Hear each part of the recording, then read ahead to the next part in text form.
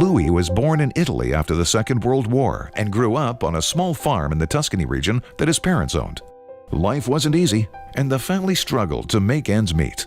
We had 2 cows and then 5 or 6 maybe actors, maybe 10 acres of land that we lived off, and we farmed everything, corn and wine and wheat, all by hand. So we didn't have any tools of any kind, nothing. My mother was very religious, so she decided to put me in a seminary to become a priest, you see. It wasn't for me, so finally I got a few fights and they locked me up in this room with a gate. I started shaking it, the gate, and the cement was all that started to move, to get loose.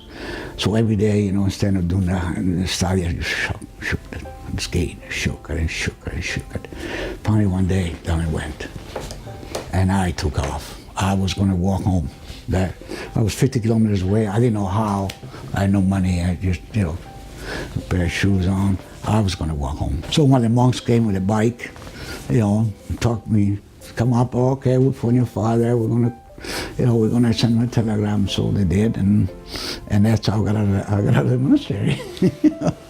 So without memory, at 19, life was pretty tough for us then. There really was nothing inside. And so I decided to immigrate. Come for a while, make some money and go back. Ever since he immigrated from Italy, the original reason he immigrated was to try and provide for his family, try and help his parents, because after the war, there wasn't a lot of opportunity in Italy.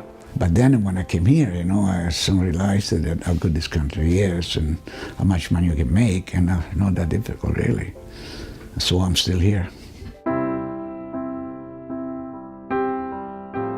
When you cannot speak English, when you cannot write, you cannot read, your chances are not that many. And driving a truck is was the easiest thing for me to do because what else could I do? One day, just it snowed, and I was going too fast down a hill, and I rolled the truck, and it landed against a tree. So I had a big boots on it. I kicked the windshield out and got out of the truck. But while it was rolling, the side door came open and got all smashed. So I pulled the truck up, fixed it up a little bit, but I didn't have the money to buy a side door. So I drove it all winter without a side door. It was cold. All winter without a side door. So in Virgin, there was this guy by Coleman Carriage. Since Coleman, he owned it, the trans between Virgin and Winnipeg. In those days, the entry was controlled, not like now. So I bought him, and I paid him $93,000 in 1963, 5 trucks and one building. And when I think about it, really, I think the guy thought I was going to go broke and he's going to get it back, First of all, I never thought it'd get this big, okay? I had a dream, I decided to stay. I wasn't going to be poor. I was going to make some money. So my dream is the same dream as everyone else has. Wants to make money, wants to make $1 million. But then, in order to achieve that, you also got to have a vision and a plan how to execute it. And then I learned trucking business and expanded over the years and to what the transactions today. Well, he's always been very, like I said, long-sighted, or can see into the future, and is great at planning. So obviously, he can't get things done without people. He strongly believes in people and putting together the right team or the right people at the right place at the right time with the skill sets in order to get what needs to get done. In Brandon, we're making money, so I bought a bunch of trucks and trailers and decided to pay them in 3 years. It was too fast.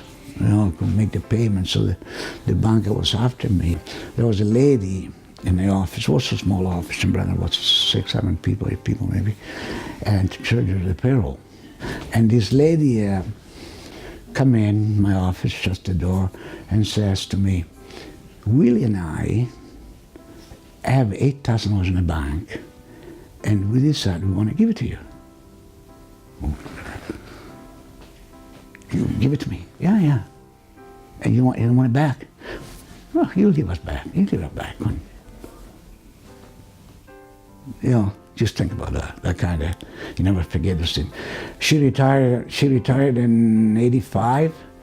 She passed away last month at 101. she was still on a pillow. Those things you really don't forget, eh? There's going to be some setbacks, and you got to learn from the setbacks. You got to learn from your mistakes, and you gotta know what you don't know. That's the key. Probably not what you don't know. Maybe it's wrong wording. You got to know what you don't know enough. In 1999, Louie achieved one of his main life goals when he established a vineyard near his hometown in Tuscany. Bob Silver met Louie while bidding on a trip to the vineyard at a fundraiser. I do remember bidding on this trip and sitting beside Louie, and he was egging me on and saying things like, if you come there, you can drive the Ferrari. By the time the bidding was over, I had bid about 4 times what the trip was worth. Bought it in 99 and we started planting in 2000. So, and whatever I bought, I started from scratch. I tore everything down. Even the winery was a villa. So I emptied and put the new machinery in it. The house where we live, it's 600 years old, was dilapidated, so we rebuilt it from, just the walls and the floors are the same, and everything else is redone. So the winery is state of the art. The first impression I got is he was up at 6 o'clock in the fields. It was harvest time, and he was taking part of the harvest. He was willing to do anything that he asked anybody else to do. Louie has never stopped giving me advice, and he's never stopped trying to push me to do things that are important for the community. He's never stopped. But tongue-in-cheek, the best advice he's given me, he says, there's 3 things you never do, Bob. You don't tell people how much money you have, you don't tell people how smart you are, and you don't tell people who you slept with. And that's about the best advice you could give anyone.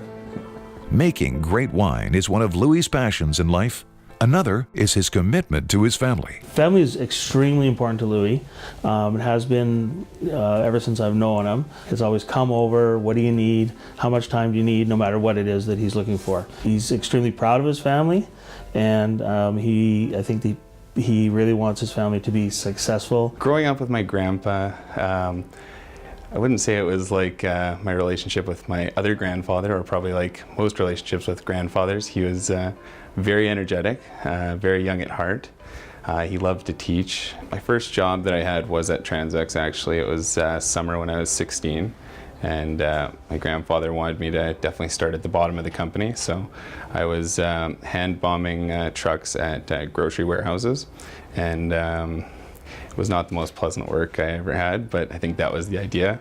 And so actually when I went back to high school the following year, my grandpa asked me, aren't you happy to be in high school and not loading trucks all winter too? And it did kind of ring home, so he definitely proved his point, I would say. We had the opportunity of surprising him for his 80th birthday at our house just last month.